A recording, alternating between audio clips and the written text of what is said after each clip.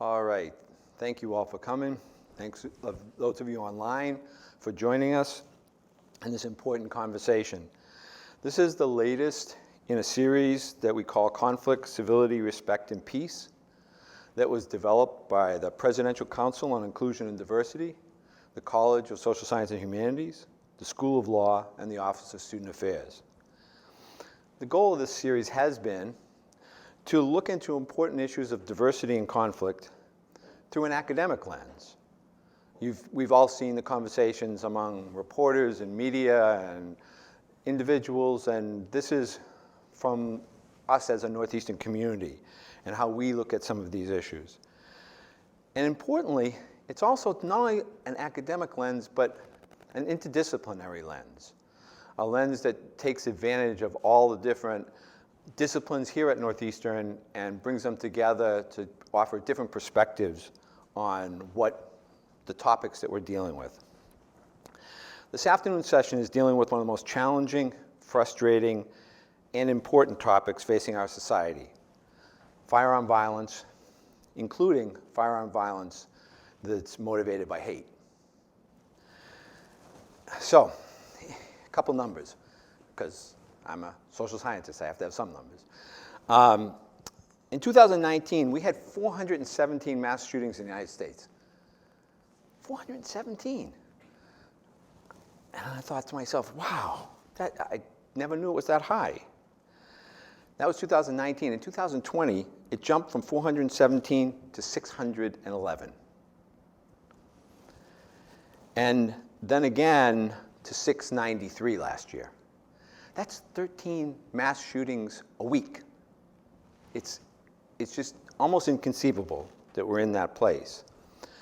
In this year, the Gun Violence Archive, who keeps these stats, said we're up to 213 already.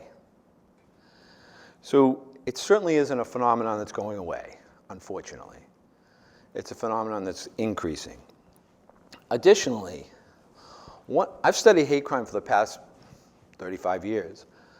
And one of the big changes that's happened is that we never saw in the past guns being used in hate crime. It was very, very seldom. Less than 1% of the hate crimes were committed with guns. And people, our psychologist friends told us that people wanted to be close to the victims, they wanted to see them suffer, there was a lot of reasons for that. But we've been warning as academics for a while that if that should change, it really changes the dynamic of hate crimes in America. And believe me, this is an American issue. If you start using guns in hate crimes, where you can walk into a church and shoot everybody that's there, or into a nightclub, or drive down the street and just shoot into a synagogue, that changes the violence associated with it, the devastation associated with it, and unfortunately, we're seeing an increase in the use of firearms in hate crimes. We're seeing a increase in firearms in mass murders, and we're seeing an increase in firearms in all aspects of the criminal justice system.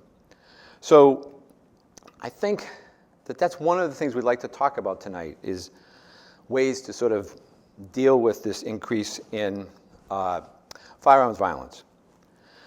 Also, another thing I just mentioned is that we're all truly bothered, annoyed, frightened by the increases we've seen in the violence we've seen. And as a criminologist, I can say that one of the reasons for that is that it really puts us in a place where we're vulnerable. If we hear about a gang shooting, we might feel empathetic and we might feel that that's terrible, but we're not involved in gangs, so it's probably not likely going to happen to us. And if we're involved in a street robbery, we're probably not out at night at a time that might happen to us. But think about the mass shootings.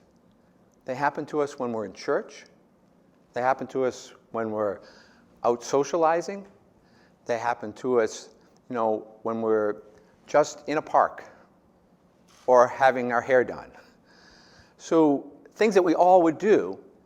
And the most important part of this that makes it so scary is that the victims did nothing to bring this violence on themselves. They just went to church. And so I think that as a criminologist, we understand that these kind of situations where people are harmed because of nothing they've done, just because someone perceives them to be a member of a group, or they happen to be in the wrong place at the wrong time, are really scary. And they're scary to all of us. This afternoon, we have an exceptional group of educators who'll be sharing their experiences, their research, and their reflections with us on how to understand this phenomenon. I won't give you the full bios of everybody here, because we'd then be over, and we wouldn't be able to include you in the conversation. But we do have some wonderful, and I'll give you their titles. Carlos Cuevas, he's a psychologist and a professor in the School of Criminology and Criminal Justice, and he's the co-director of the Violence and Justice Research Lab. Chong Kim-Wong is the Vice Chancellor and the Dean of Students of Northeastern University. Ted Landsmark is a Distinguished Professor of Public Policy and Urban Affairs and the Director of the Kitty and Michael Dukakis Center for Urban and Regional Policy. Lisa Laguerre, in the front here, is the Associate Director of Community Relations for the Institute of Race and Justice. Richard O'Brien is the Director of this wonderful facility we have here, the John D. O'Brien African American Studies, and thank you for hosting this, Richard. We appreciate it. And Gordana Rabrenovic is an Associate Professor of Sociology and the Director of the Brudnick Center on Violence and Conflict. And this afternoon, we're going to also try to hear from you. Part of this session is to hear what you're thinking, what you're feeling, what questions you have. So both you in the room and our online participants, we're going to have opportunities for you to participate in the process just as well. We're going to start a little informally, and I'm going to just pose a question to the panel, and then allow them to answer, and then we'll sort of get this conversation going. So initially, just the recent mass shootings. And I have far too many to mention, but I wanted to mention a few, like those in Buffalo, Uvalde, Dallas, Texas, the Pulse nightclub, Detroit, Pittsburgh, Laguna Woods, and Tulsa, have caused most of us to pause and reflect. Some of these shootings were motivated by hate or bias, while others were motivated by vengeance or other motivations. But all these events have in common is the horrendous harm and loss of life to innocent victims. I'm asking my esteemed colleagues here, from each of your academic or personal backgrounds, could you give us a brief overview of your reactions to these events?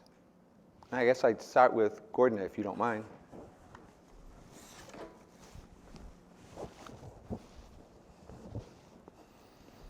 Hello. It's always, I think for me, a sad day when I have to be in a panel, or a distinguished panel as it is, because I'm always asked to talk about some of those atrocities that are happening in our country. And the fact that we do this periodically and shows that we are still grappling with the issues, how to address the violence that's occurring in our communities, in our society at large. And personally, I'll say that I feel as a mother and a grandmother, as a fellow immigrant, and as a fellow American, that this is something that affects us all. That although the victims might be individuals and the families that suffer the loss of their dear one, they are also part of our communities and our society. So we all have this responsibility to do something about it and to stop it. As a sociologist who study violence, unfortunately, I know the reasons why those things happen are based on culture and structure of our society. They don't come from nowhere. They come from us. And so if you think about division and disinformation that is quite apparent in our society even today, it's showing you that those narratives, those interpretation of difficulties that people are facing are really creating division between us and them. So as people are suffering, consequences of the COVID-19 that are unequally distributed in our society, as our social inequality is increasing, as we are having to deal with potential, the devastating consequences of the climate change, what do we do?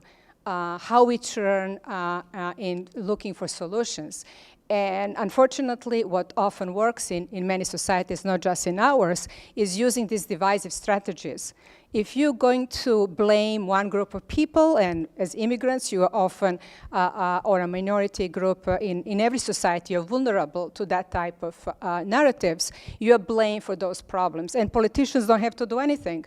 Just blame on a particular group of people, and therefore we will be engaged in this type of discussion, and we will not really solve the problems that we really have to do. And so I think to look into the causes of this problem, we have to look in our cultural violence, the glorified violence, see the violence as a way of power and in our society, and also think about the structural issues that we have to address in order to deal with violence on a long term. So it is really a responsibility of all of us to be part of those solutions. Thank you, Gordana. Chong, you want to? So I think, the way that I've been thinking about this and reflecting on the situation, so on a personal level, I've been thinking about my sphere of influence and how I can continue these conversations and raise awareness. And for me, what came to mind first and foremost was my 5-year-old. And so how can I approach the situation, current events, in a way that resonates with her? And so our conversations at night have been about, the importance of seeing something, say something. The importance of sitting with the kid that's alone in the dining hall eating by themselves. I'm thinking about bullying and how to care for others, why it's important to include other people in situations, how to not be fearful, but to be aware of your surroundings, and why it's important to continue to think about these world events from a lens of a child, I think is really important. On a professional level, I've been also thinking about how we can continue these conversations about what's happening in the world proactively. So not waiting for something to happen. Lately, it's been one after another, so you can't even catch your breath in between until you see the headlines. But how can we engage our students early on? How can we make it relevant to them, even if they don't see themselves in these situations because they don't identify? How can we make sure that they understand this impacts all of us, even if you haven't seen these tragedies?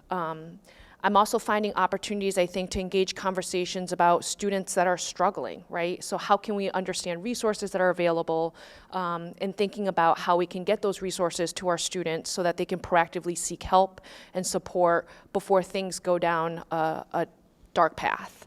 There's a lot on my mind, but I think it's really important for us to continue to engage in these conversations. And I think the key thing is to be very proactive about it and not wait for something to happen. Thank you very much. Ted?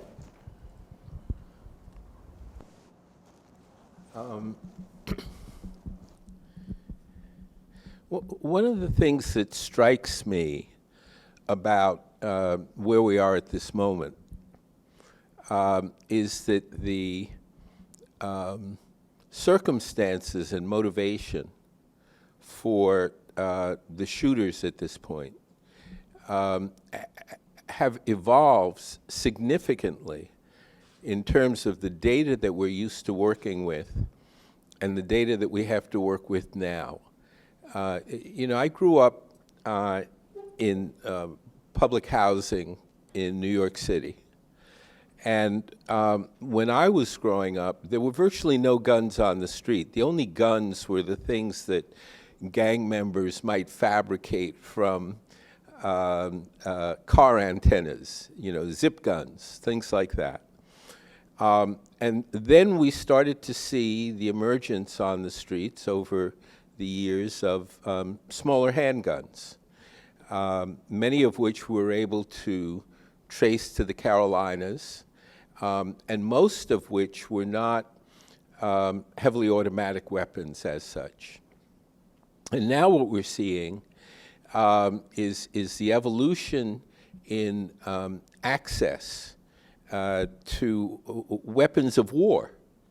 We ban public use of flamethrowers and tanks and those kinds of things, but an AR-15 is basically a weapon of war, and it is designed not for hunting purposes or home defense purposes.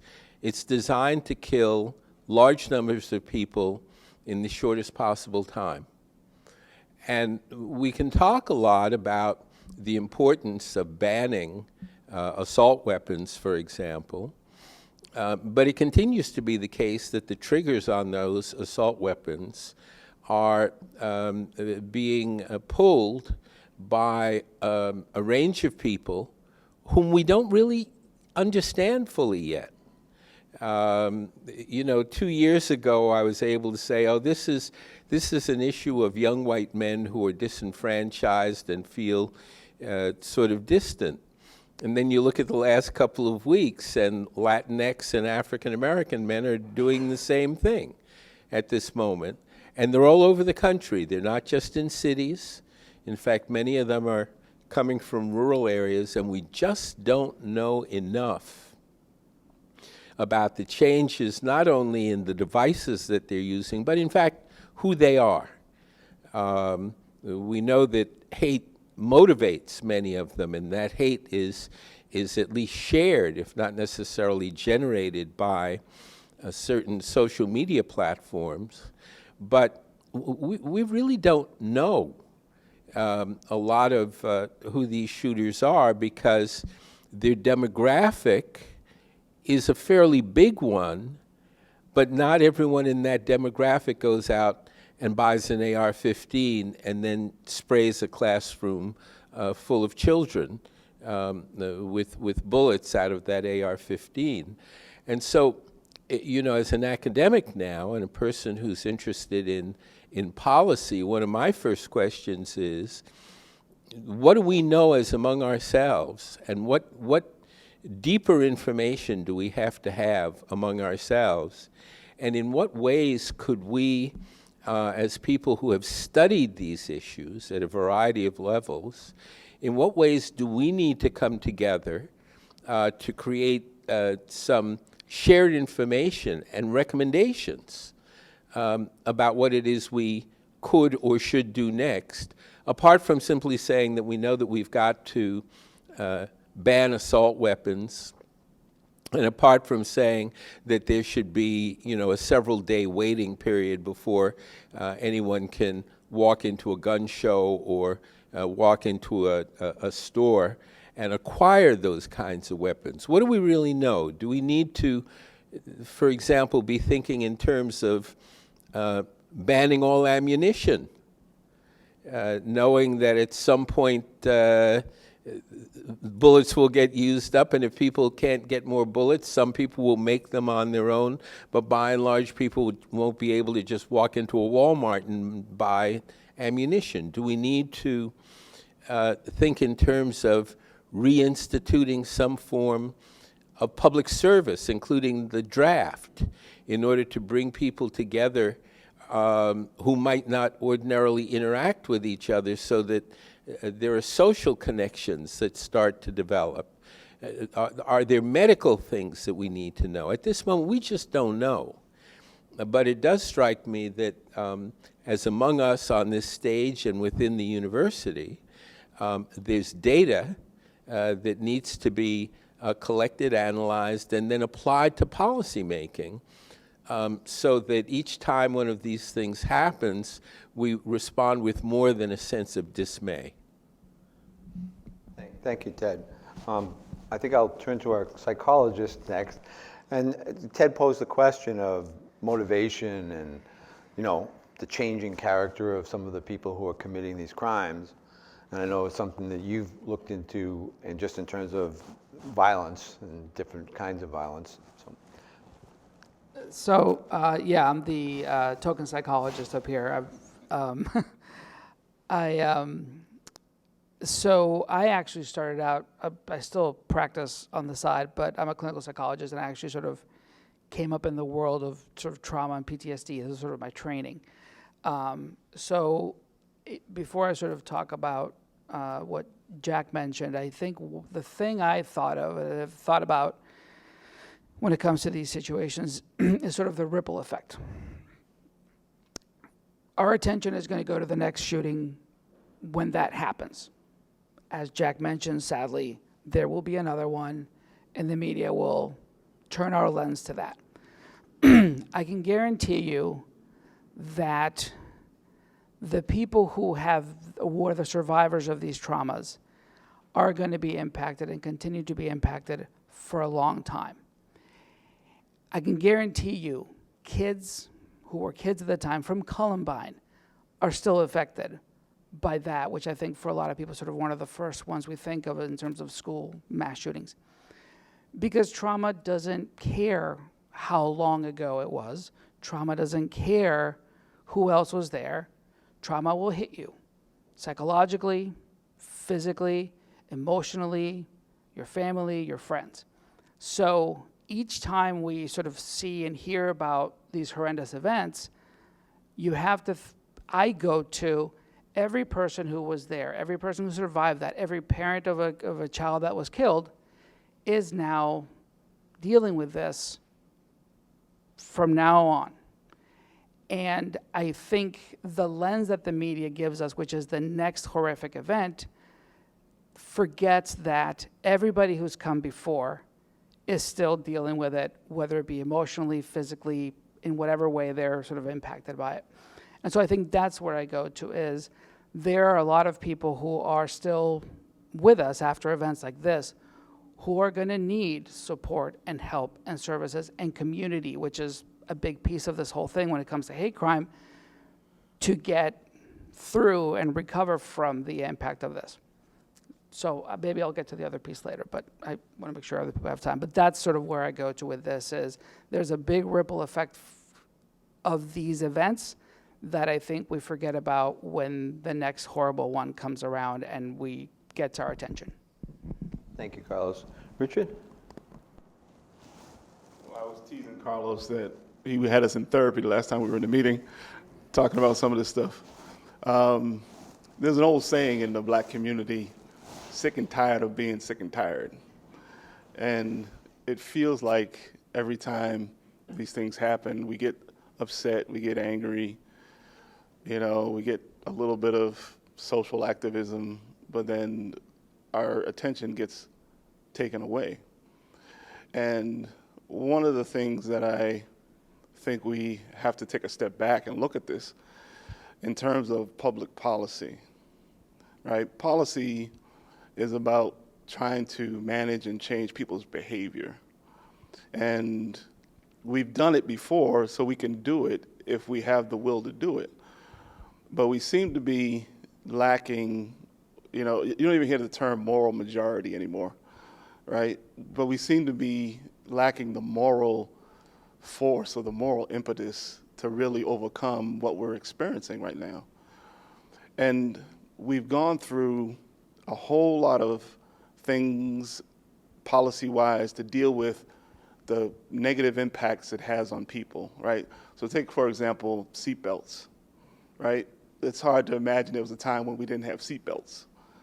Well, we had to change people's behavior in relation to seatbelts, right? We had to change people's behavior in relation to smoking.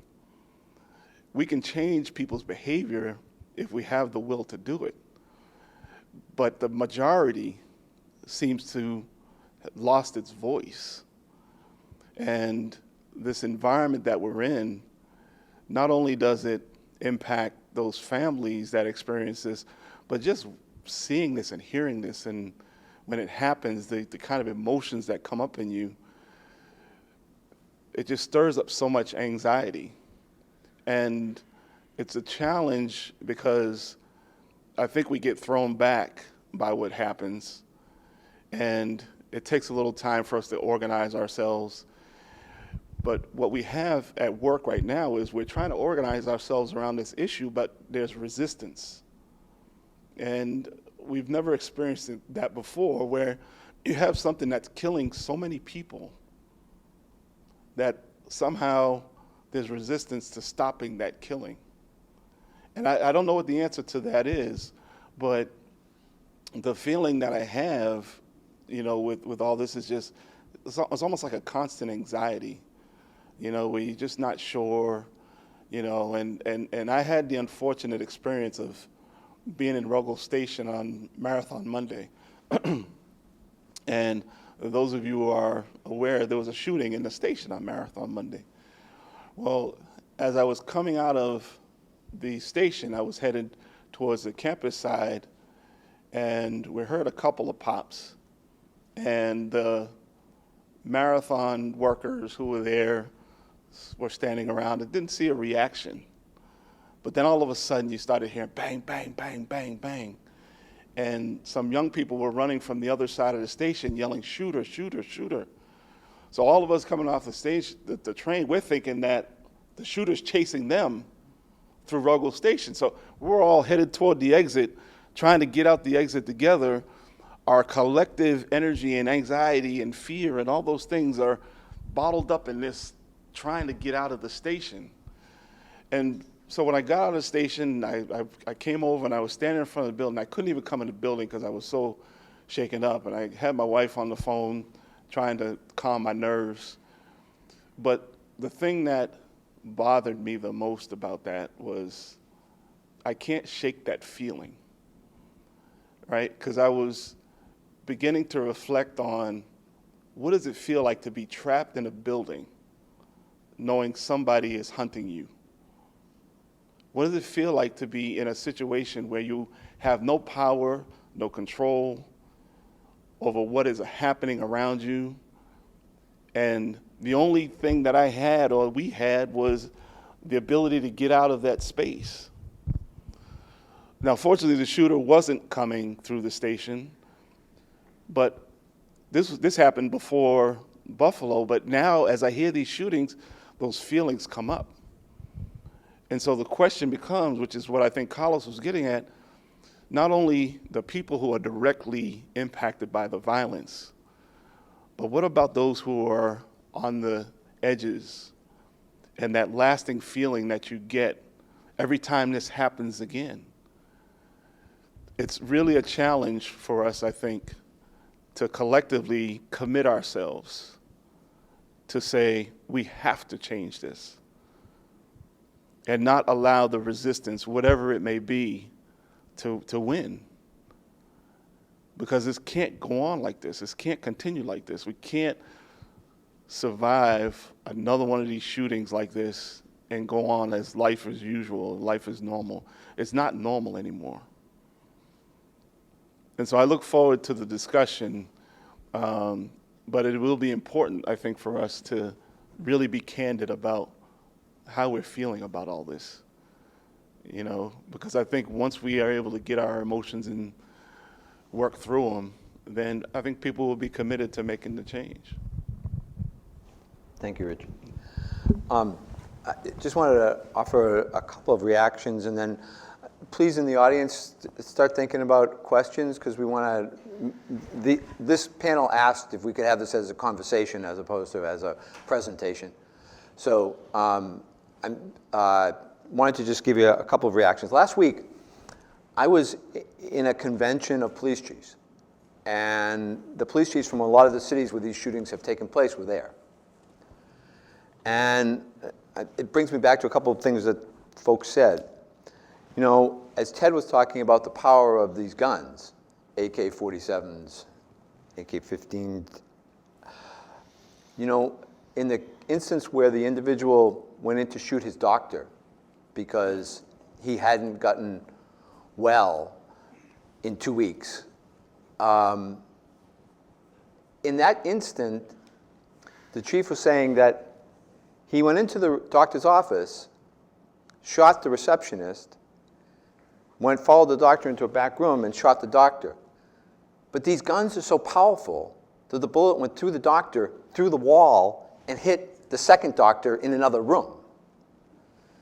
That's the kind of power that we're dealing with, and 18-year-olds are buying these, right?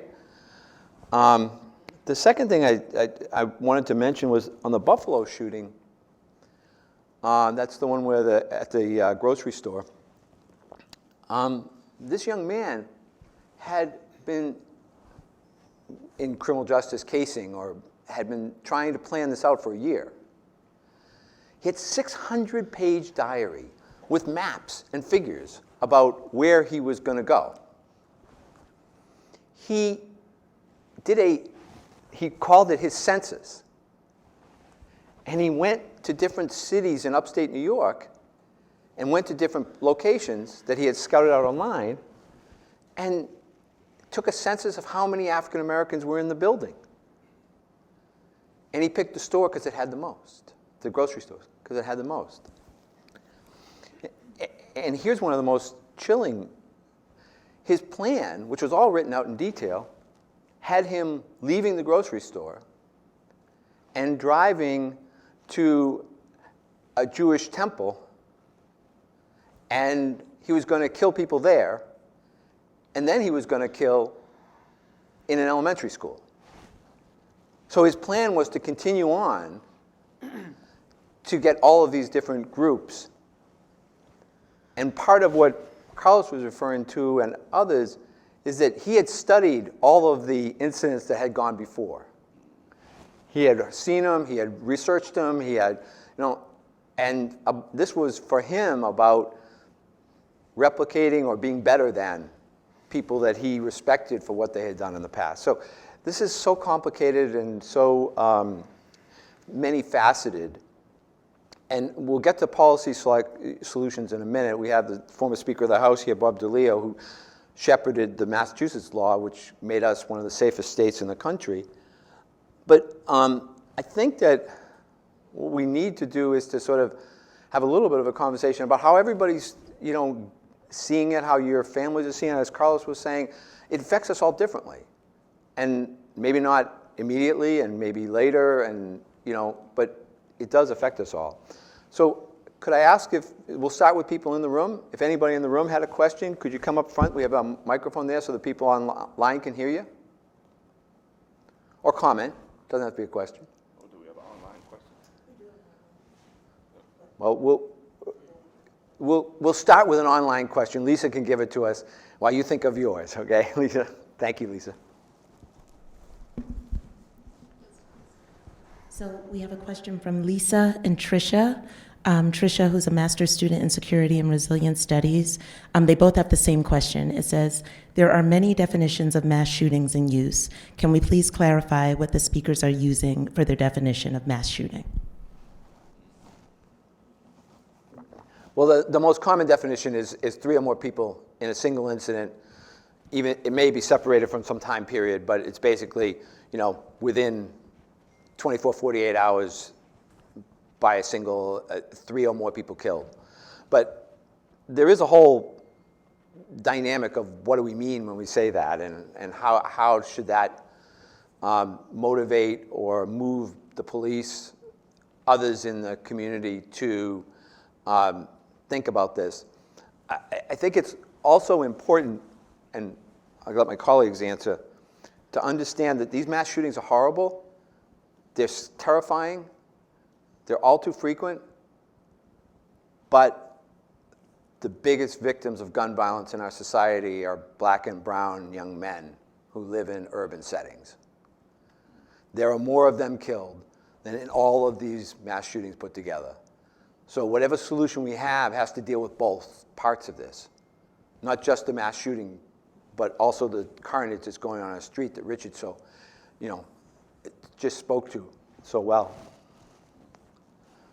Other comments people have?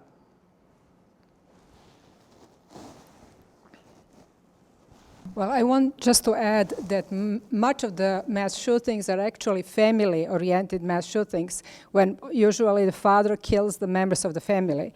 And those incidents are something that, as we are talking here, are often assumed as not affecting the rest of us, that's something, it's just the dynamic of the family. But I will argue this is really a part of our larger discussion of domestic violence, of issues of resentment and powerlessness that many people feel, and then they use the violence as a way of regaining power and recognition. And so by thinking about violence as a tool to get recognition and power, it's really something we have to question. And that, I think, what really comes from our culture, and that has to be addressed. No, I agree with what Gordana was saying. And, you know, there used to be a time when we said violence doesn't solve anything, right? But we've gotten to a point where it's being normalized as a means of solving your problems, right? The reason why the January 6th committee is so important is because if there's no consequence for that, then it looks like violence is a solution that you can apply to get what you need from a public standpoint. And that's a dangerous place for us to be in.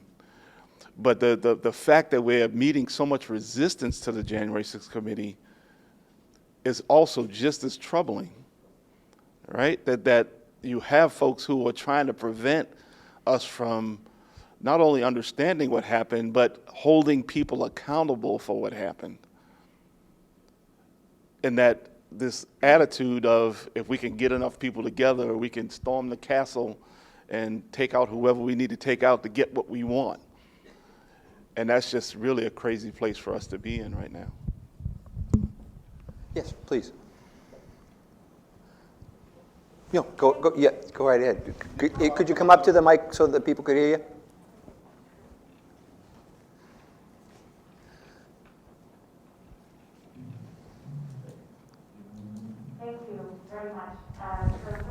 Don't know me, I'm Moira Zellner. I'm in the School of Public Policy and Urban Affairs. Thank you. I have a hard time with this. So my apologies if I suddenly burst in tears, because it's just been rough. And I don't know if it's just resonated with me because my daughter is in 4th grade, and it's just kind of like, I've been hearing about these things and I've been reacting to this, but like this time it was just like, too many, right? One is one too many, but like, you know, it just kind of like something just was different this time. And I want to raise an aspect that wasn't quite mentioned, although Richard, in your conversation, I think it's tied to that. But I've been a reluctant activist, I always say, because I don't feel that I should be put in this position, right? But I realized many years ago that I had to, because I was personally affected by things that were happening, like being exposed to carcinogenic pollutants in the air that I had no idea about, because there was a plant next to our house, and we had no idea that there had been a process over decades of extreme deregulation to the point where these things are just allowed. And the laws are written by lobbyists who are paid by the industry, who then, you know, pass these laws in all sorts of procedural weird ways, including voting at 3 a.m. When nobody hears, and kind of like hidden in other laws and things like that. And so I learned about that practice, and I decided, as someone who's a researcher in environmental policy, that I would use my skills to, like, you know, after crumbling with depression, essentially for exposing my kids to a potent carcinogen without knowing, to actually use my skills to, you know, understand more of that process and be part of changing it. And I was able to change it a tiny bit with others, but not much. So what I'm seeing here is like this playbook. This happens in all dimensions, and it's also happening with the gun lobbying. And so what concerns me in this particular case is that it's not just this trend, and like when Richard, you asked, like, why is there so much resistance? Because there are these powerful actors that are really, you know, putting up this resistance with a lot of resources that are really hard to fight against as citizens. But we're still more people than dollars, right? And we still can do something as activists and citizens. But what worries me about this particular instance is that with the precedent of January 6th, the problem is we're coming up for elections, and we have a citizenry that is fully armed, right? And so with this constant message of like, when things don't go out my way, I go out with my gun, right? So I, this is just like a comment, right? But like something to think about as a community of researchers who look into policy, who look into psychology, who look into all of these things, but ultimately to, as a call to action to become stewards of our own democracy, because I truly fear for that institution. Thank you very much. Just thoughtful comments. Richard, you want to respond, or Carlos? I'll let Madre, go right ahead. Well, my apologies for being late. My name is Madre Good. I'm actually wear several hats. Work at Goodwill, overseeing their one-stop career center, Mass Hire. Proud alumni of Northeastern. Also work with Jack and Lisa and Carlos at Institute of Race and Justice, and got a chance to be on a call or Zoom or webinar with Mr. O'Brien there. And so one of the things that struck out to me was the need to be authentic and real. And so one of the things I don't necessarily bring to my full work life is my childhood. Growing up in Boston in the early 80s, 90s, you speak of being powerless. So at 15 years old, I found myself in an apartment with someone standing with a gun over me, sitting on the couch littering. And ultimately, I did get shot. And so one of the things I always challenge and I would push is that the ultimate research that leads to legislation needs to take into account the community norms. And want to go right back to what Jack mentioned, that as a young black and brown boy, I don't know if there's more trauma for me being shot from folks I knew and understood versus the stop and frisk, right? And the community members on the outside in the middle of a war zone, essentially being okay with police officers, essentially being in all of my friends and my literally in our pants every time we came in and out of each other's house. And so my comment is that I stand on resilience. My concern is to the point that once you get so far away from the core, the issue for me is guns. I can tell you that everyone in the neighborhood had guns. I can tell you now that there are bigger guns, there are more powerful guns in the community today. And so I welcome the conversation, but I also wonder in the media, what can we do to curb some of the violence at least, and use the community to do that in a way that is positive for both generational work, because I just don't know ultimately where it ends, but I am concerned, and not really a question, just really a comment or a question on how in the audience do you see us really helping in a way that is supportive and understanding of all of the intertwined issues, particularly based upon research, trauma, law enforcement, and best practices. Because I'll end with, if you go around the country, everyone knows about the Boston Miracle. But they don't talk about the bloodshed after everybody came back as part of that miracle that some say didn't work. And so thank you just for having these conversations and doing it soon enough so that it's relevant enough to understand that it's important enough. Thank you, Madre. Yeah. Thank you. Anyone want to comment? I'll make one comment, which is that what doesn't work, I'll mention in a minute that we were part of a committee that tried to change the Massachusetts gun law. But the one thing we started with was, you're not going to stop this problem by increasing the penalty on the people who have the guns. We have to look at it from a more systemic place. What too many states and cities are doing is saying, oh, well, we're going to increase the penalty, which generally, again, comes back down on African-American, Latino boys who end up in the school-to-prison pipeline, into prison and have their life altered. And we need to be much more comprehensive in our solutions and to look at the structural factors, as people have been saying, about how access to guns are how services are available to those people who are involved in gun violence, both as victims and offenders, and those kinds of programmatic sort of responses. Other thoughts? Well, I would just want to add that what's really important for us is to think about these issues of being interconnected.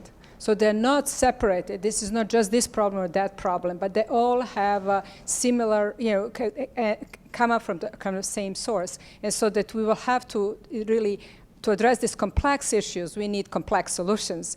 And we already know some of those solutions, talking about this, we call it structural violence, about pollution, about the way the industry is involved in generating harm to our communities. And this is, again, going to the issue of accountability and transparency, that if we do not have those two things, accountability for our political leaders, transparency to our policies, talking about the public and the private companies, how they function, what they can keep secret, talking about social media, talking about these platforms. So there are all these different kind of actors that are part of this larger picture. And if we could not talk about them all together, we could not really resolve them.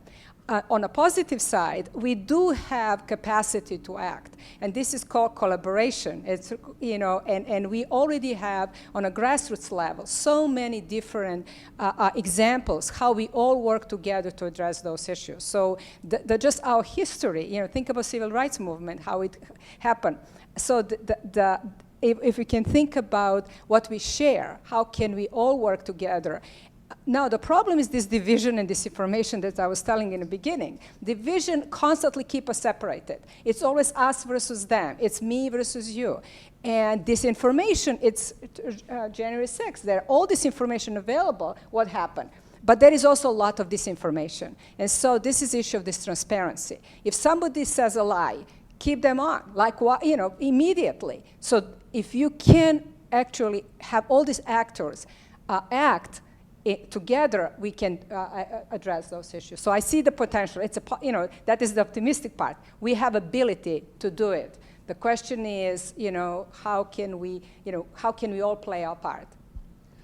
Gordana has just very successfully helped us transition to the second question, which is, to talk about policies and talk about what we can do.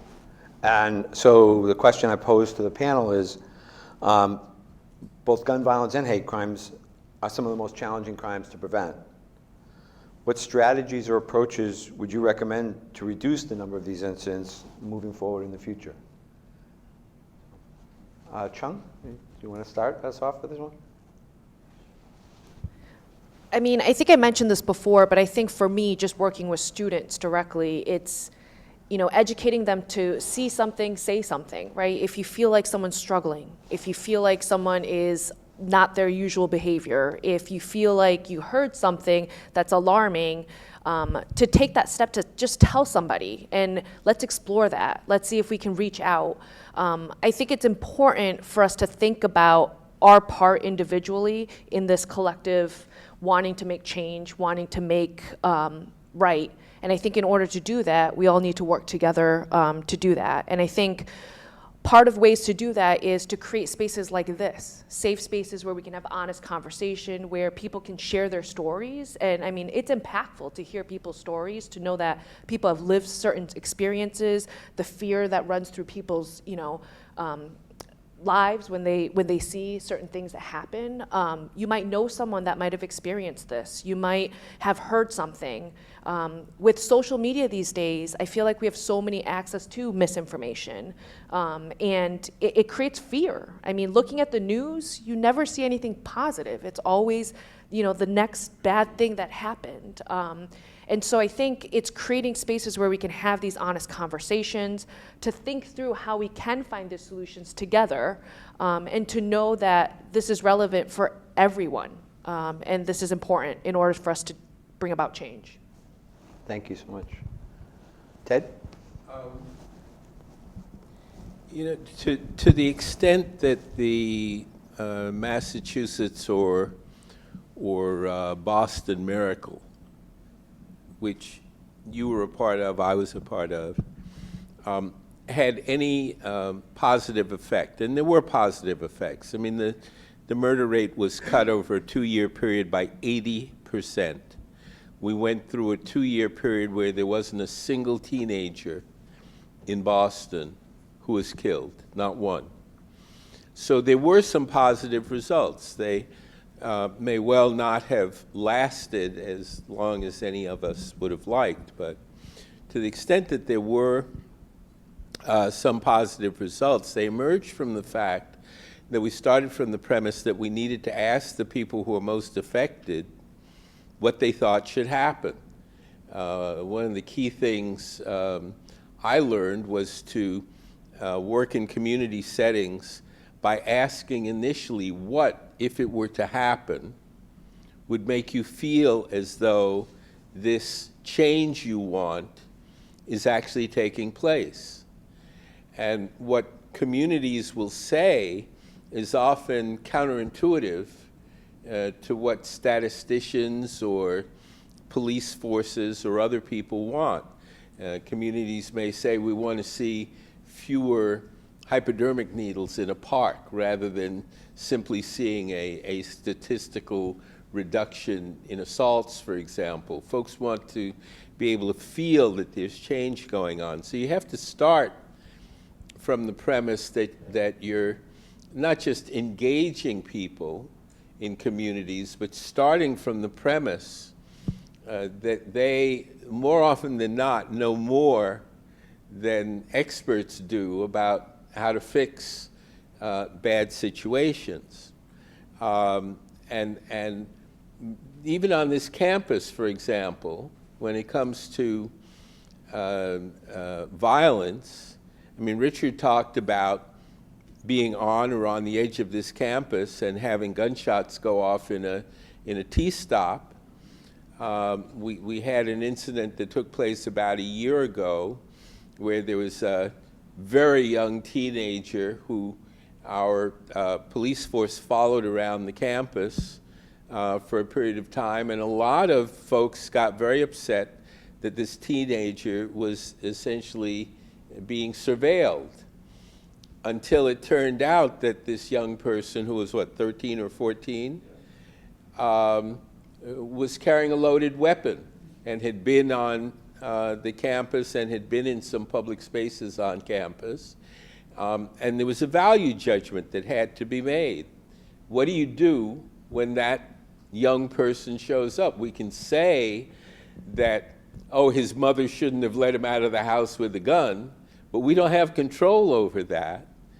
But we do have control over the sense of safety that we feel on this campus and how we react to particular things that may happen around and interwoven with the life of this campus. And people need to speak out about these things, right? I mean, when that incident happened, there was a little bit of a murmur that it had happened, but we didn't hear a big policy statement. We didn't hear something saying this campus is engaged and involved with and around communities where bad things happen, and our position in relation to that is the following: we're engaging with people or we're doing whatever. That didn't happen. So part of what needs to be addressed is the willingness to hear what communities and individuals say they need and want. And part of what needs to be addressed as well is the recognition, that, as I hinted at before, that the nature of what we're dealing with is different now. In the 80s, we knew, and Jack can correct me on this if my numbers are wrong, but in the 80s, we knew that the vast majority of victims of gun violence, like on the order of 90%, knew the people who shot them, knew them. And so we were able to introduce interventions if we thought, for example, that a family member was likely to do something crazy with members of the family. We could tell that. We knew that in gang settings, people knew each other, and as often as not, they were settling a score over a drug deal that went bad. We knew that, you know, young people can get violent. The most violent time of the day we found, for example, was right after school. When kids are coming out of school and they have to settle a score that started up maybe earlier in the day or weeks before, and everyone's together and there's an opportunity to address an issue on the street. We knew that. But now, part of what we're dealing with is the randomness of not knowing or being able to identify that person who is likely to be a shooter. We just don't know. And the nature of the victim has changed. I mean, a group of school kids, little school kids, one would not assume a priori are likely to become a victim in the same way that someone who's portrayed on The Wire would be perceived as a victim. And so we're dealing with a different set of circumstances. If we're going to ask, for example, for input from those people who might become victims, who do we ask? When the victims are now more random. And if we are smart enough to ask the right people, how do we intervene in a way that creates a greater sense of safety for those people? And that, again, I think is where academic communities and scholars and psychologists and people involved in the health community and criminologists have to intervene to help us figure out who we ask and what we ask them as we start to talk about how we enable more people to feel safe and how we intervene with those people who make us feel anxious and less safe. It's a different set of circumstances, and in some respects, as long as this has been going on, I feel as though we're just at the beginning of trying to figure out why it was that someone in rural South Carolina would drive several hours and then sit in a church basement with a group of people he didn't know who were willing to have him join their prayer meeting and then shoot and kill a group of them. I mean, that's a kind of sickness that I don't know we understand yet. And there's intense work to be done in that regard. And just as a follow-up to that, I do think that Ted's challenge to us is real as Northeastern, that we have a role to play as faculty, as staff, as students, and we're part of this neighborhood, and we have to be willing to be part of the solution to this. And whether it's working with public agencies like the police or working to give the community voice, as Ted said, to amplify the voice of community residents who are living in with fear and anxiety, we have a role to play as Northeastern folks. I'll turn it back over to these. So one of the things I was thinking about from the, you know, see something, say something. One of the things that I think is important is to be able to have uncomfortable conversations. My son recently turned 13, so we get to have lots of uncomfortable conversations. Any of you who have been 13 or have 13-year-olds know what those are like. And it isn't just because I don't want him to do the dumb 13-year-old stuff that 13-year-olds do, but it's also because I want him to learn to be able to have uncomfortable conversations.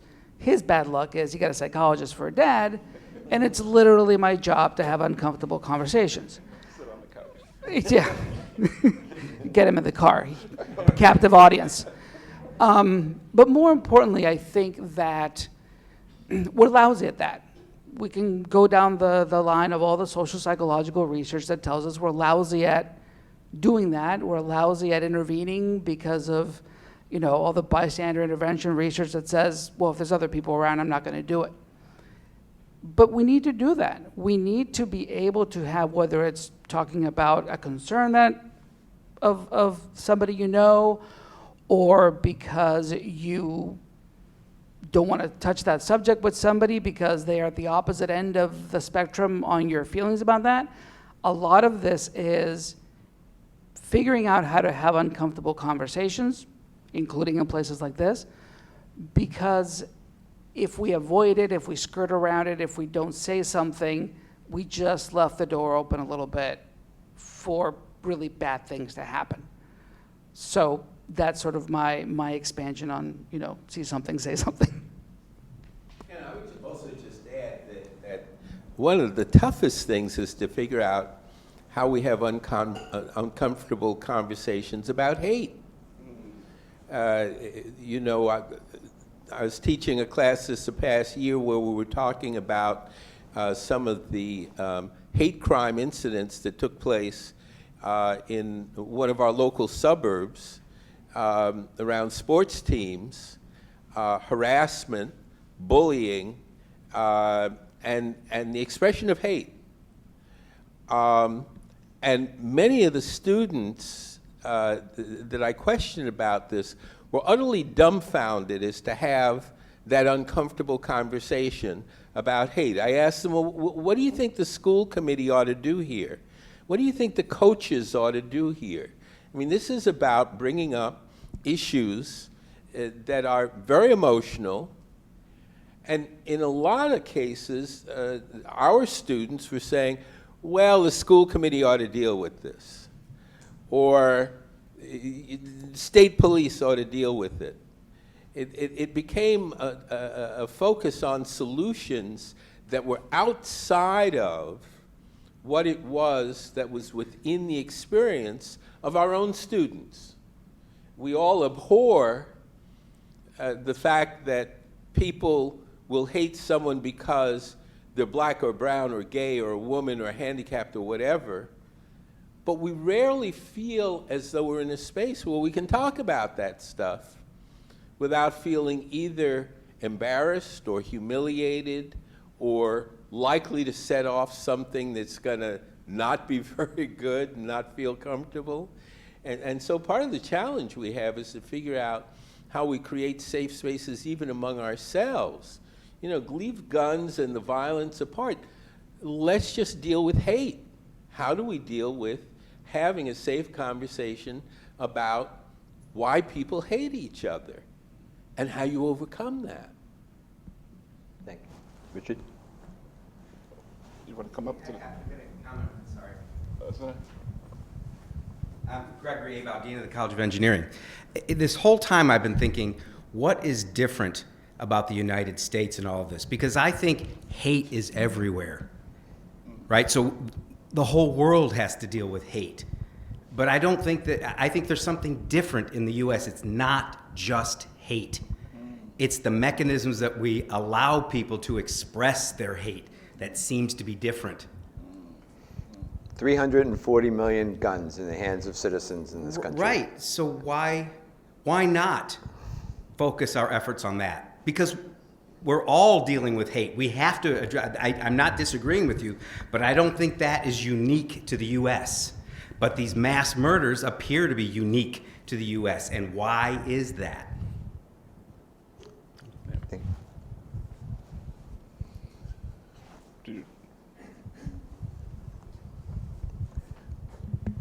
Good afternoon. I'm glad that we're having this conversation. My name is Darryl Lamar, and I am the Director of Business Development for the College of Social Sciences and Humanities. I wanted to pick up on something that Ted talked about, and I wanted to pose the question really to the psychologist. Many years ago in the... the psychologist sitting right there. Many years ago, I was fortunate enough to work on a federal demonstration project here in Boston, and the person who led it was a human ecologist. So I learned a lot about human ecology and was following the work of James Garbarino.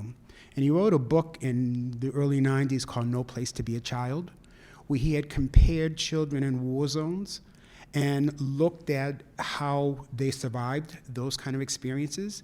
And kind of the conclusion was children in inner city Chicago who were being randomly shot while they were sitting out on the front steps were really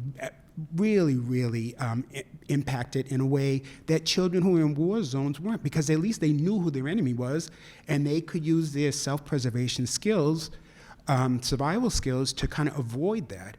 So it's kind of like, what is the impact of that on a child? Well, not just children in this case, but what is the impact on us all about the randomness? How do we survive? I mean, how do we kind of prepare ourselves for that, if it's possible?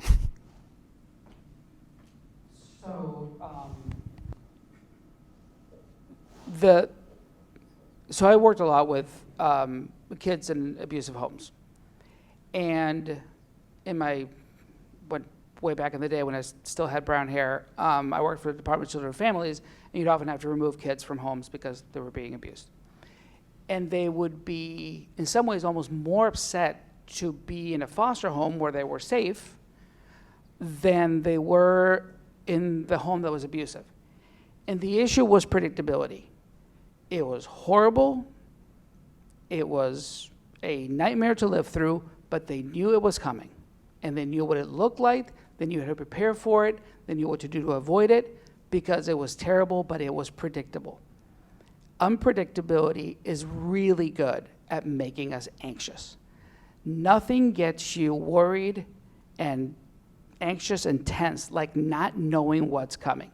Just think about it, even in the simplest ways that you've ever experienced it. So part of I think what drives the collective anxiety around these things is, I go to Trader Joe's. I'm not expecting somebody to come in there and shoot up the place. My kids sit in the class, I'm not expecting somebody to go in there and shoot up the place. And I think that's part of what makes this so hard, is it feels, and it is, random. It's not predictable. It's not a war zone where you know there's going to be shooting. It's where did this come from? I don't know it. I can't prepare for it, and I don't know how I'm going to deal with it. That makes it particularly anxiety-provoking, because even when things are horrible, if they're predictable, I know what I can try to do to mitigate it.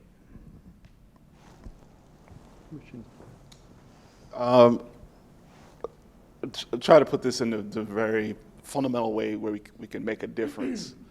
One of the things that I enjoy doing, although sometimes it can be challenging, is when parents show up with their children that are getting ready to go to Northeastern. They sit in this room and we have conversation. We have a beautiful presentation about all the different things that their students or their children were going to experience. And then we separate the parents from the children. They go and do their thing, and we get a chance to talk to the parents in a way that gives them the space to be a little bit more candid than they might be with their child in the room. And we got through all of the presentation stuff, and then one of the parents stood up and said, these are parents from all over the world, all over the country. Tell me about Roxbury, right? They didn't say, tell me about the college of this or the college of that, and the percentage of graduation rates and whether or not my child can be successful. Tell me about Roxbury. I heard about Roxbury. And so I had to take a moment to say, well, reading into your question, you want to know how safe is your child going to be when they're here at Northeastern? He said, exactly. And I said to him, well, Northeastern is in an urban environment. An urban environment has its challenges and has its issues. Everybody understands that. But I want to make a commitment to you all as parents, and being a parent myself, that I will do whatever I can humanly possible to help your child get from this point here to that line of graduation. And I give them my cell phone number, my email, and allow them to. The point is, by the end of the conversation, what they really wanted to know, more so than all this other stuff about what we have to offer, which is all great, is my child going to be safe? And I think sometimes we go through life and we don't do as much as we want and take an interest in those kids that we can touch, those kids that we can impact. And sometimes it just takes stopping and having a conversation with a young person and find out how they're doing and see if everything is okay. And if you pick up that anxiety, stop what you're doing and try to say, okay, tell me more about what's going on. What's happening in the world around us, as Carlos is getting at, is so unpredictable right now that it's scary as hell. And what our young people want is just something or someone they can turn to and feel like they'll be okay. That adults have become unpredictable, that situations have become unpredictable, but they want folks that are going to take an interest in them and they can come to and feel safe. And our staff, we pride ourselves in trying to create this safe space for our young people. And the most proud day for all of us is that day when we have our graduation ceremony here, that Ken was here talking to the students. And I tell them every year that this is the most pride I have because I have accomplished my mission with them. Of the day they sat here and came into this university, that I got them across that finish line. And I think we can try and do our best to make a difference in a larger scale of things, but sometimes it's just so important to make a difference for those that you can impact, that just happen to be in your sphere of influence or your network of friends, right? The opportunities will come for us to deal with the bigger issues with the voting and the selecting of our leaders and all that kind of stuff, and that's important too. But sometimes we get so focused on the bigger problems that we lose sight of those things that are right here, right around us. You know, and the last thing, I always tell our students too, because they come from all over, that just remember, and this is an old saying, not to quote hip hop, but it ain't where you're from, it's where you're at. Right? And so when they're here, I tell them, this isn't home, but it's home. You're going to spend the next 4 or 5 years here, more hours here than you're going to spend at your permanent home. That while you are here, you help make this place a safe place for yourself. You help make this place a safe place for your friends. You help this place be better and help us be better in serving you better. And take some ownership.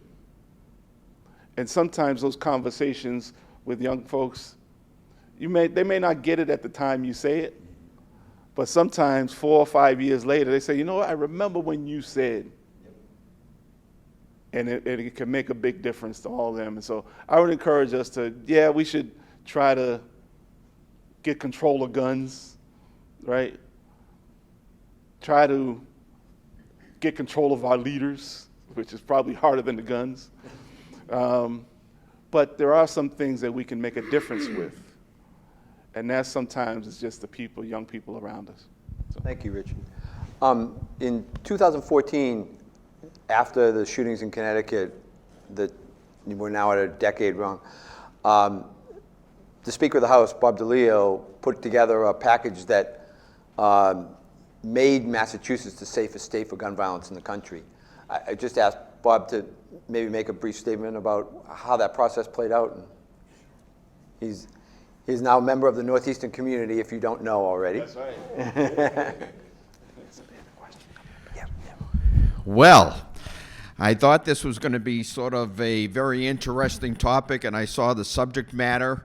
And now that I'm listening to all of these ideas, I can tell you my mind is going in so many different places in terms of what we should be doing, what we have done, and where we plan to go. First of all, I just want to say it's been amazing being here at Northeastern. First of all, Ted Landsmark says to me, he says, you know, I'd like you to give a speech on financial inequality. And if you remember that, we had a great conversation, and having the opportunity probably to think a little bit more and to dig into it a little bit more than being in politics, you know, I have found fascinating. I have found interesting. And you raise so many different issues, and it makes me feel so good to be part of the Northeastern community because of the wonderful discussion we've had tonight. But it made me also think about not only about that gun bill, which I'll talk about in a second, but it made me think about all the other things which has sort of come to my mind over the years in terms of what you're talking about when you're talking about violence, when you're talking about people of color, when you're talking about, you know, a number of things. For instance, education. Education. Did you all know that if a child has early education, that their chances of succeeding later on in life are a whole lot better than if they didn't have it? And that was amazing. I spoke at Bromley Heath about this, actually. And I've spoken to many urban areas in Springfield and Worcester, you know, in terms of what that taught me. It also taught me another thing. Did you ever hear this? I heard a story reported to me. We had a 2-year-old child that was thrown out of preschool. I said a 2-year-old child was thrown out of preschool. What could that child have done? And I never got an answer. But what I did realize, you know what? It's just not school. Maybe we got to give that child more holistic education. Maybe we have to check and see, how are they living? Is there any problems at home? Is there any problem, food insecurity at home? Does this child maybe have some mental issues that have to be addressed at a very young age? And I thought about community college. I think someone brought up community college earlier, which I see as another great opportunity for young people. Maybe they're not going to that 4-year institution, but with that associate's degree, maybe they can move up a whole lot better and a lot more doors will be open. Now, on the issue of gun violence, the other gentleman from Northeastern, there's another gentleman from Northeastern by the name of Judge Island, who and I were very, very friendly in his old position as the Chief Justice and my old position as the Speaker. We worked very, very closely together, and that's why I said to him when we were doing the criminal justice reform, I says, your old pal's calling you now. And the help that I got from an academic was just amazing. Which, by the way, I thought that politicians knew everything, and you academics were just, you know, you didn't know a whole lot. But then it came, you know, the issue of guns. And I was trying to figure out who I could call upon. And it was the Sandy Hook shooting that just got me enraged. And I was coming back from Springfield after giving a speech. I called the office and I said, I want you all to be there when I get back because I want to talk about what we're going to do about guns. And people said, well, we got some of the strongest gun laws. Well, what else is there to do? And then I found out a lot of folks didn't just want to talk about it. They just didn't want to deal with it. Politicians, non-politicians, they just didn't want the headache of dealing with the issue. So the first thing I did was hire a gentleman, or no, I shouldn't say hire, but volunteered a gentleman by the name of Jack McDevitt to travel around the country, the state for me, and to listen to people's concerns about guns and whatnot. Well, unfortunately for Jack, most of it he was, you know, verbally abused by a number of gun owners. That's what it turned into. But as a result of that, instead of going through the whole issue, one of the things that I learned, and I think, Richard, it was you who mentioned about the silent majority. Well, we had a group of gun owners And they weren't the silent majority. Okay? They were out there day in and day out, you know, plastering me, all the representatives, in terms of, you know, we don't, Second Amendment, Second Amendment, Second Amendment, we got the strongest laws here. Okay? We don't need any further laws. And then Jack came up with his hard work and some 44 recommendations for legislation. And I thought we did all 44, but he said I only did 43, which I apologize for. He reminded me of that a couple of weeks ago, which I didn't even know until you told me. But still, it wasn't easy. We're in Massachusetts, one of the most liberal states in the country. We're going to have problems with gun control? When the polls show 85 to 95% of the people want further restrictions on guns? What is the problem? It took me about a year and a half. And you know what woke people up? The fact that I went out and I spoke at churches, I spoke at synagogues, I spoke at schools, I spoke at, places around the city of Boston. And I said, folks, we got a chance to really change our gun laws here in the Commonwealth of Massachusetts. But I need your help. You got to be out there. You got to be counter to what's going on with the pro-gun people, because they're the loudest. And sure enough, because of their involvement, things changed. And we were able to pass the strongest gun law in this country right here in Massachusetts. But having said that, it just reminded me today, every time there's unfortunately, a gun shooting, these massive shootings, I get a call from someone. Today it was the Globe talking about, well, what is your feeling about it? And one of the biggest issues we have now is and there's a whole host of issues, but one of the other issues is the availability of guns. I think we did a wonderful job in terms of cutting down on the number of guns here and the number of shootings. Do I feel good about it? Not really. I feel good that we accomplished something, and I feel very proud that I was proud of it. But when I see children getting killed in Texas, when I see people getting killed up in a club or a concert, a synagogue, a church, or wherever, no. Doesn't make me feel, gee, wow, what we did in Massachusetts was great. But I can tell you the same attitude that we have here isn't shared by a whole lot of folks out there. The reporter asked me today, what's so difficult? And I said, well, I ticked off, a lot of things we did about police chiefs and this and that. And I said, I brought it up to some of my colleagues at a speakers conference and didn't get too far with it. I brought it up before in a number of other places and around the country, thinking that maybe they'd follow the state, but that didn't happen. All I've heard so far is the former president of the United States said, give teachers guns. That's a good answer. Let's get more guns into society. And something every teacher would want, I bet, is to have a gun in their classroom. Okay? But I think that, in closing, I apologize. I know I've gone on too long, but I'm so worked up now because of this conference. It comes back to me.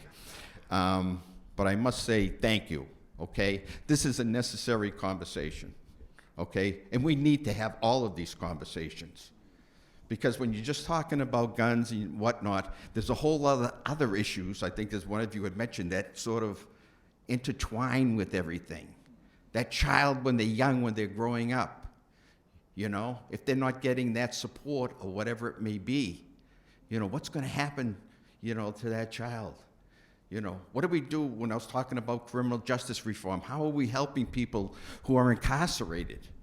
Well, that was one of the biggest things I wanted to change. We have 50% of the people that ended up going back into jail after they were let out. Why? I'll tell you why. Because they weren't getting an education. They weren't getting any support for housing. They had nowhere to go except back where they had the problem. So with that, I am so happy to be here. I thought once I left the State House, I'd be taking nights off. There you go. But sincerely, thank you all so much for your efforts. I think it's important. I think it's important that we have an ongoing discussion about all of these issues to make us all think of how we can make Massachusetts and this country a better place. Thank you. Thank you. We're just about out of time, but I know we had one person who was trying to get a comment in. Or That was a wonderful speech. and I have to say, my question probably won't bear as much relevance in Massachusetts as much as it will on a federal level. And I'll begin by saying I'm an engineering student, so this isn't my area of expertise. But what I was going to say was we see, especially within the younger generation, an increasing degree of cynicism and pessimism towards the idea that electoralism or policy will be able to change the intent or behavior or capability of mass shooters. Oftentimes people will see the government as not, especially on a federal level, not going to represent them, and in some cases, as I think was discussed earlier, sometimes be an enactor of structural violence. And so outside of electoralism, maybe from each of your backgrounds, do you have any thoughts on how to maybe address this, at the very least, belief in a catch-22 of we need to be able to make policy that can solve this issue, but people believing that the government won't represent people who want to, this kind of moral majority that believes in these policies? thank you. Thank you. Ted, Richard? All politics are local. And, you know, we see a lot of publicity in major media about national stuff, but in fact, changing the culture of hate and violence and use of guns, you know, it starts at the Thanksgiving table, in our families, on our streets, in the neighborhoods. And I think that's why a lot of us here at Northeastern have been stressing the importance of our relationships with our neighbors. Because while there may not be a lot of stuff, positive stuff that comes out of Washington over the next year or two, there can be a ton of stuff that builds on things that are already happening as between this university and our adjacent neighborhoods. You know, squash busters and all of the sports teams that are doing stuff on Mission Hill, and the engineering program that Professor Richard Harris put together last summer in the vocational high school across the street, which is going to happen again this summer. There's just a lot of stuff that is here that can be built on. And while we wait for things to happen in Washington, we can engage with stuff locally that not only can make a change, but can make a change that we can see and feel. And I think a lot of the question of you know, doubt and anxiety and lack of trust emerges from not seeing when we succeed at stuff, right? We're really good at taking things apart and not so good at recognizing when good stuff is actually working. So, you know, it's between this campus and our neighbors, I think that there's a lot of stuff that can be built on. Okay, thank you, Ted. We're running out of time, but our panelists wanted to make a brief comment to close out. And Chong, you were going to give us a little bit of overview of what we have here on campus. We saw this as not the beginning, because this dialogue has already started, but it's an ongoing part of a dialogue that has to continue. And we're going to talk a little bit about how that can happen on campus. But first Carlos, then Richard. I'll be very quick, but as a psychologist, I sort of feel compelled to mention this because the legislation that's been discussed in the Senate, the federal level, brings up the issue of funding for mental health. I did a quick count of the room, and by my count, between, statistically speaking, 6 to 8 people in this room have experienced clinical depression at one point or another. Depressed people don't commit mass shootings. Depressed people can't get out of bed. People with anxiety disorders don't commit mass shootings. People with anxiety disorders can't leave the house. You'll have to allow me just one brief moment to get on my soapbox, which is, are there mental health issues connected to mass shootings? Yes. Is that the primary reason for these things? No. People who have mental illness are more likely to be victims of violence, not perpetrators of it. And I have a hard time that a lot of times certain people will take it and fuel the stigma that goes against people with mental health issues by trying to sort of hang mass shootings on them. And I think it's really important to keep in mind that while it may be a component in all this, that they are really more likely to be at the receiving end of these issues, not at the perpetrating end of these issues. Thank you, Carlos. To the young man that was speaking, my dad, John O'Brien, used to say, Lord, give me the courage to change the things that I can, and don't be consumed by the things that I can, and the intelligence to know the difference. I'm sure I'm butchering the quote, but it's not an accident that local school boards are under attack, right?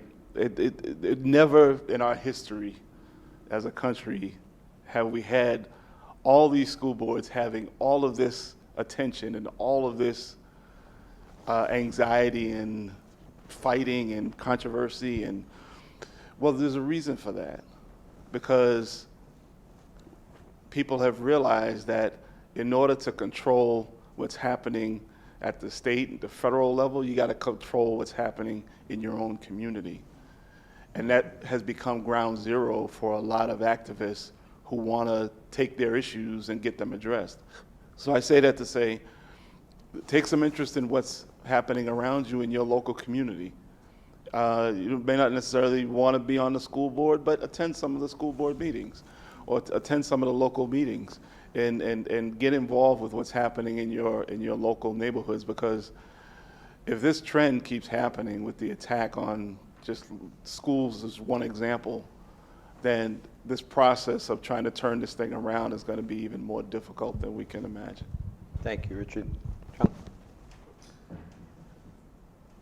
So as we're all grappling with this and feeling all that we're feeling, our students are also experiencing a lot of challenges, feelings, and they need time and space to process what they're experiencing as well. And so we just wanted to share with you some resources, and Northeastern has a wealth of them that are available for our students, whether it's University Health and Counseling, where we have therapists or counselors available to talk to students. Find at Northeastern, which is a 24/7 telehealth option that students can call at any point, anytime, any place to speak to somebody. We also have We Care, which is an office that's dedicated to supporting our students that are going through any types of challenges, whether it's academic, social, family, and of course, our cultural and spiritual life team, our offices are dedicated and their spaces are open for anyone to come and engage in these conversations, to be able to engage in dialogue in a safe space with colleagues, mentors, supports that are available for our students. So feel free to reach out at any point. We're here for our students, we're here for all of you, and would love to continue these conversations. Thank you very much. Thank you. What I would like to add here is just to strengthen what Richard was talking about, the fact that everybody is looking for a home. And we at Northeastern provide a home to our students, but people need home everywhere. And if we can invest, put our resources on those community levels, and provide all those resources for children, for elderly, for young, for all people who need it, that would be a great way of strengthening our communities, because that's what we need to do. We have to strengthen our communities. And I'll end by saying we are all on the same boat. And if our boat is, leaking, we're all going to go down. And so we don't have a choice but to act together. And so I think that's the most important thing to keep in mind. Okay. This has been a great conversation. Join me in thanking the panel. Thanks to all of you who came and everyone online. I'm sorry we didn't get to all the questions, but I know some of the panelists will stay around and have conversations afterwards. Let me take a moment to thank Dean Uda Poiger and Dean James Hackney, who have, with the Presidential Commission, have sort of helped to develop this series, have led the series over the few years we've been doing it. The Civility Series Organizing Committee, who comes up with the ideas for this and sort of helps us to go through that. Jen Grieve, Lisa Laguerre, Emily Hardiman, and Michael Farah, who all came together, as well as the staff from the O'Brien Center, to make this all possible. And again, I just remind you that this is the charge that we had from Chong in the beginning was, we have to engage in a conversation about this. We can't stay away from it. And as we heard, from Richard, we try to impact the people we can impact. So I leave that as a charge to all of you, and thank you very much for your attention.